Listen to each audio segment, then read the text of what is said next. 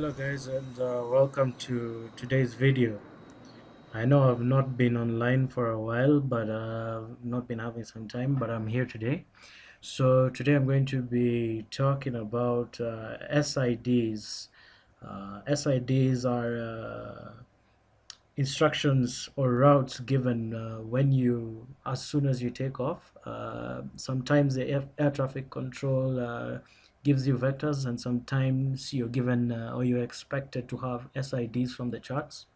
So I'm going to share with you what has taken me roughly about the last 3 weeks trying to perfect. So I'm just going to share with you what I've learned and what I know, and hopefully if you're struggling with SIDs, this video will show you how to program the SIDs onto the FMC of the Dash 8 Q400, and yeah, that's basically it. So, what is an SID? What does it mean? What does it stand for?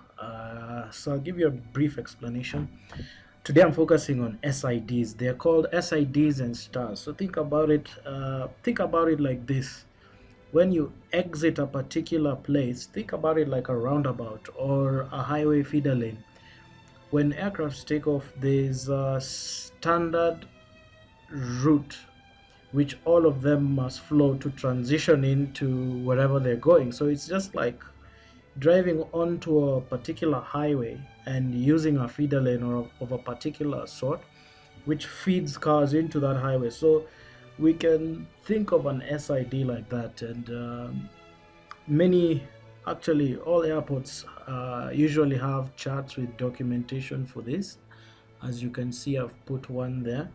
So I'm going to explain to you what the meaning of those stars that you see there are, and how they are named that way, and we're going to try and put them into the FMS of the Dash 8 Q400.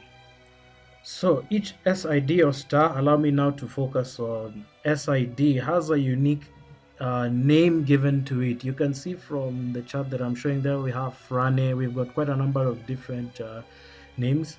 Those names they're area specific, so they usually consist of pop culture terms, sports teams, sorry, points of interest, just things in relation to that particular area that can help identify or familiarize pilots with the route or with the area. If you look at our chart here, I'm showing you an SID of Frane 1Z. So if you can see, there's a number there at the end. The number 1Z represents the number of times that the SID or star has been amended. Over time, the routes change and things change depending on various factors. So the number at the end represents the revision, or the number of times the SID or star has been amended. So if you look at the chart there, you can see a circle on a waypoint there, Detling or DET. The circle simply indicates that you must fly over that waypoint as a requirement. As you can see on our chart there, as you're transitioning into your flight plan, you must pass that point DET for this Frane 1Z SID. So what is a transition? A transition is just simply what connects you to your flight plan. So think about it as coming out of your house and going to the main road. So the road in your neighborhood in between is like your transition to your main road or to the highway, to the particular point. So even when you're flying, you usually have a similar kind of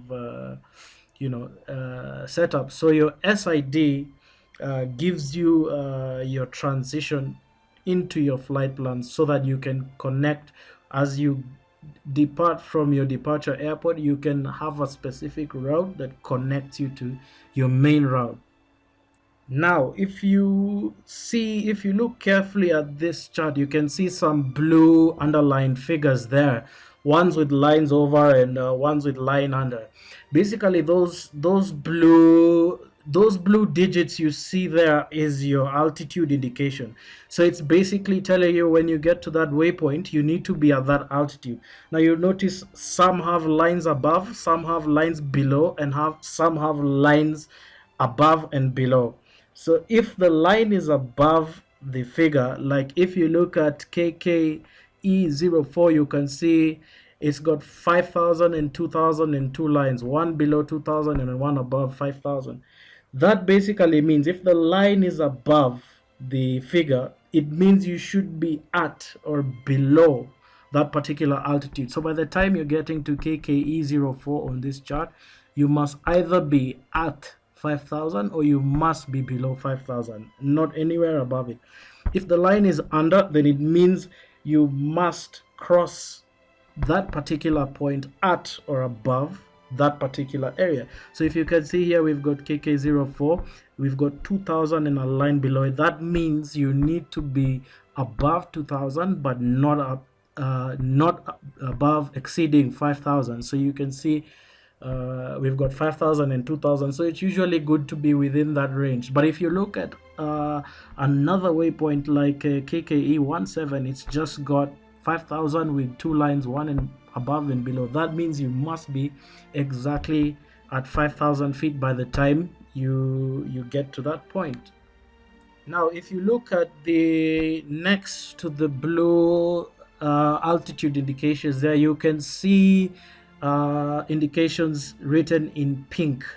Now, those indications just basically give you your speed. So at these waypoints, it indicates the maximum speed that you should cross at that waypoint. So if we look at KKE04, the maximum speed is 250 knots. Now, in general, when you're flying below 10,000 feet, ideally you're not supposed to pass below. I mean, you're not supposed to fly faster than 250 knots. It's sort of like a standard. Think about it like a highway. Your maximum speed should not be 110 kilometers, or think of a private road where your speed limit is set to 80 kilometers per hour in a particular neighborhood. So it's pretty much the same thing. Below 10,000 feet, you're not allowed to cross exceed 250 knots in general. So just always have that rule, always have that in mind as you practice your flights and your approaches. So with all that said and done, let's get into it. Let's try and see how we can program the FMS with this SID. So you can see here we are assuming in this particular video we are at Gatwick Airport.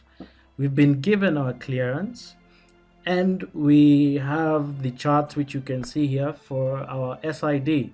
So sometimes when the controller might give you a clearance and give you particular vectors to follow, but in busy airports like Gatwick, they usually assume that you have your SID departure chart with you, so you usually by default just follow the SID. So we're going to program that onto the FMS of the Dash 8 Q100. This was very hard for me. It took me the longest time to do this. It might not be as elaborate as other planes, but let's go ahead and see how to program an SID onto the FMS, which will give us our transition onto our flight plan. So for this flight, we got our clearance, which was transition Franny 1Z, which is the chart you can see there. Then onto our flight plan, which is Franny DCT EHRD, which are just waypoints from Gatwick to Rotterdam.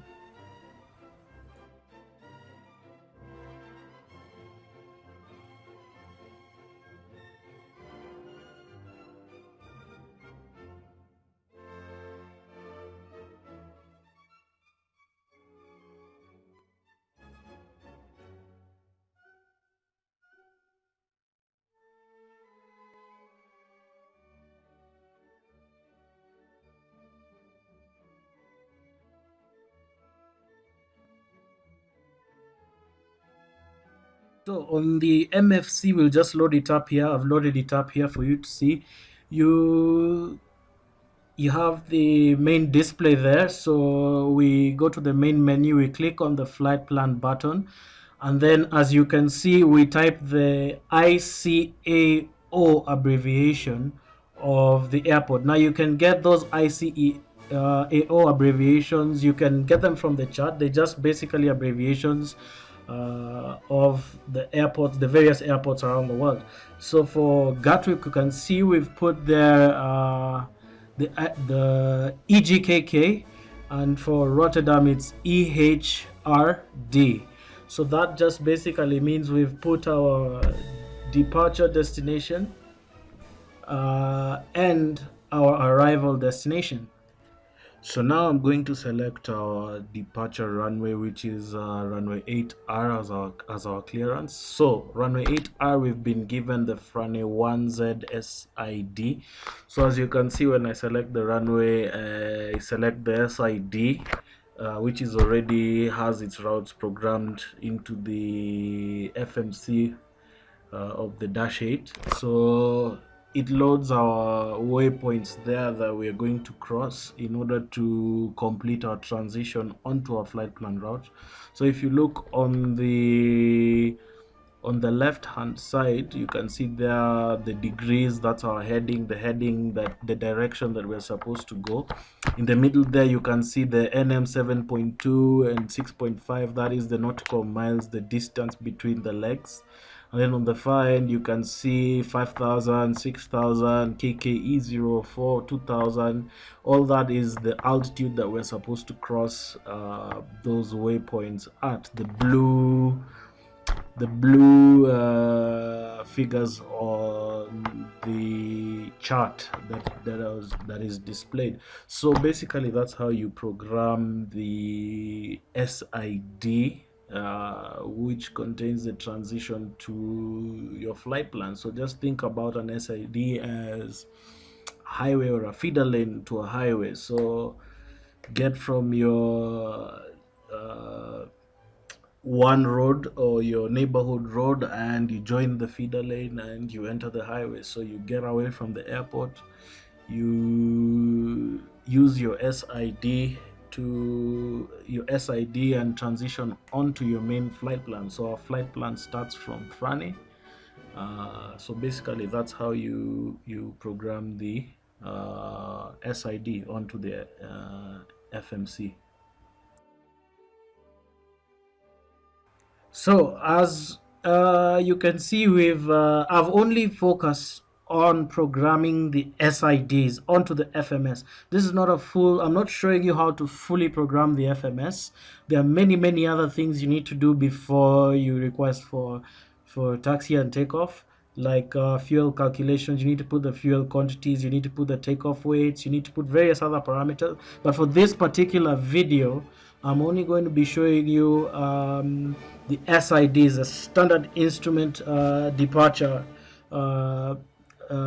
procedure of how to program your transition onto your flight plan. So basically, once you've programmed all that into the FMS, assuming you've done everything else, then that's the point in which you request clearance and you make sure your aircraft is configured for, you request for pushback and taxi, and then that's how you proceed to set up your aircraft for pushback. You request pushback and you turn on all the necessary gizmos and buttons that you need to turn on to get the plane ready. Usually you'll be given a clearance to start your engine number 2 depending on your area. So that's basically how you get the SID programmed onto your flight plan, so that when you get clearance, when you take off from the airport, you follow a standard particular route which all planes leaving that particular airport is designed to follow. So I hope that helps you understand SIDs working with this particular model of aircraft, which is the Dash 8 Q400. Yes, so that marks up my video for today. In my next video, I'll be talking about stars, that's standard approach routes. That's the opposite of SID, or rather the other end of an SID. SID is for departure, stars is for arrival. So depending on where you're arriving and the current conditions, sometimes traffic control may give you direct vectors, to your approach, or you may be expected to use a star, which is a particular road into the airport. So I'll talk about that in my next video. I just want to make it clear that these charts and this information is strictly used in flight simulator environments. Real airports in the real world have their own published SIDs and stars, which are given to airlines, or which may vary slightly from this. These simulation charts, are usually close to the real thing, but they're not quite. So the real world charts may vary. So I strongly advise you to strictly use these charts on simulation for practice purposes. When you go out there to the real world, the air traffic control or particular airport will publish official charts which you can use. So this is just for us flight simulator fans and flight simulator players. So just keep that in mind. I hope you enjoyed my video. I hope it made a lot of sense to you. If you like my content, please feel free to subscribe to my channel, which is avid _simmer. More videos to come.